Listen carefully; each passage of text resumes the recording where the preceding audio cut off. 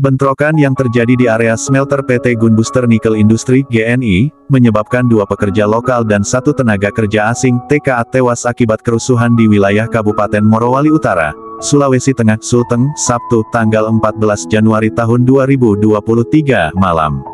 Selain 3 orang tewas, 3 orang pekerja juga dilaporkan mengalami luka-luka imbas bentrokan tersebut.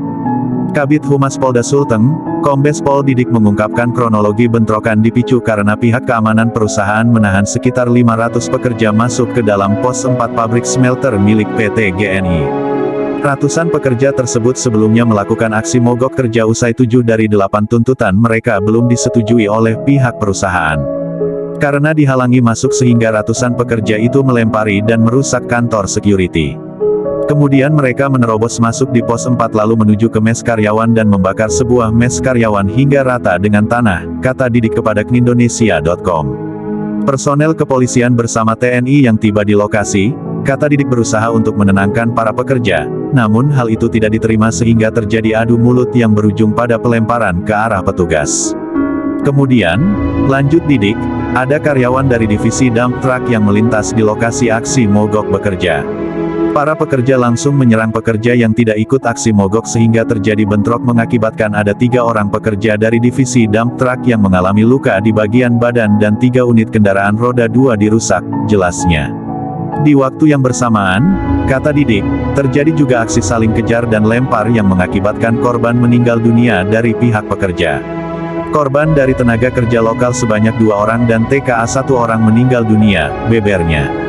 Didik mengklaim bentrok tersebut dapat dikendalikan setelah petugas kepolisian melerai 2 kelompok pekerja yang terlibat bentrok dan mengimbau untuk membubarkan diri. Sementara untuk TKA diamankan dan dievakuasi di lokasi smelter 2 PT GNI. Akan tetapi, aksi pembakaran mes karyawan yang dilakukan sekitar 500 massa pekerja kembali terjadi dan merusak 5 unit kendaraan milik PT GNI. Mes karyawan wanita nyaris ikut terbakar. Petugas berhasil evakuasi karyawan wanita yang berada di dalam mes. Kemudian ada 5 mobil yang dibakar, tuturnya. Aksi pekerja pun terhenti setelah petugas kepolisian yang menggunakan kendaraan taktis untuk menghalau pergerakan para pekerja dan menembakkan gas air mata untuk membubarkan aksi bentrokan tersebut. Sejauh ini polisi sudah mengamankan 69 pekerja tambang PT GNI. Mereka juga menyerang dan melempari petugas sehingga diberikan tembakan gas air mata.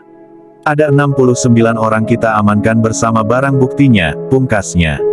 Sebelumnya, PT GNI dihebohkan dengan tewasnya seleb TikTok, Nirwana Sele bersama 1 orang pekerja lainnya akibat terjebak di kren tungku nomor 17 smelter 2. Hingga saat ini polisi masih menunggu hasil pemeriksaan dari tim laboratorium forensik Polri Cabang Makassar.